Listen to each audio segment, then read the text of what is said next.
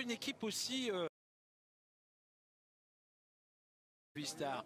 Parce qu'on savait qu'en étant le premier attaqué, il y avait aussi la possibilité que cette première offensive ne soit pas couronnée de succès. Mais dans ce cas-là, on avait probablement un Enric Mas en deuxième attaquant pour pouvoir permettre à l'équipe Movistar de disposer d'une deuxième chance de s'imposer.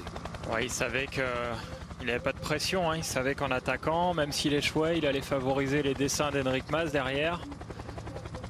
Au final, il a réussi. Il est en train de réussir son coup. Il a Enric Mas qui va faire deuxième derrière, très probablement. Carton plein pour cette équipe, c'est sûr. Hein. Elle a pris la course à son compte rapidement. Hein. Au début de journée, on a laissé très peu d'avance aux échappés. Et après, cette équipe a été relayée bien sûr par la formation G2R Citroën, qui avait aussi de belles ambitions. Mais Movistar a bien régné ici en main de maître sur cette épreuve. Hein. Même si Lopez a bien dit au départ que c'était une petite course, hein, on le rappelle, mais bon, il est bien content, je pense, de la gagner, cette petite course. Ça, c'était pas nécessaire de le rappeler, Cédric Pinault, peut-être.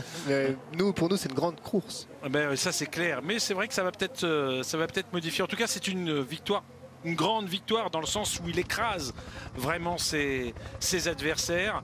Le Colombien ici qui va pouvoir inaugurer d'une certaine façon le palmarès des Colombiens au sommet du Mont Ventoux. Et de quelle façon! Et de quelle façon! On vous le disait tout à l'heure, jamais un Colombien n'a gagné tout en haut du Mont Ventoux. Oui, au Chalet Reynard, on l'a vu récemment avec Ivan Sosa cette année, avec l'année dernière Nairo Quintana, mais au sommet du Mont Ventoux, ni les Flores, les Herrada et bref, tous les Herrera, pardon, tous les coureurs colombiens qui ont fait l'histoire du cyclisme colombien sur les routes du Tour de France, sur les routes du Dauphiné, sur les routes du Tour de l'Avenir même, eh bien aucun n'a jamais, je ne sais pas si pour le Tour de l'Avenir on est arrivé au Mont Ventoux, je pense pas, eh bien aucun n'a réussi à inscrire son nom, sa nation au sommet du Mont Ventoux. Eh bien un homme va le faire, et c'est tout simplement celui que l'on surnomme Superman. C'est Miguel Ángel López qui va réussir cet exploit,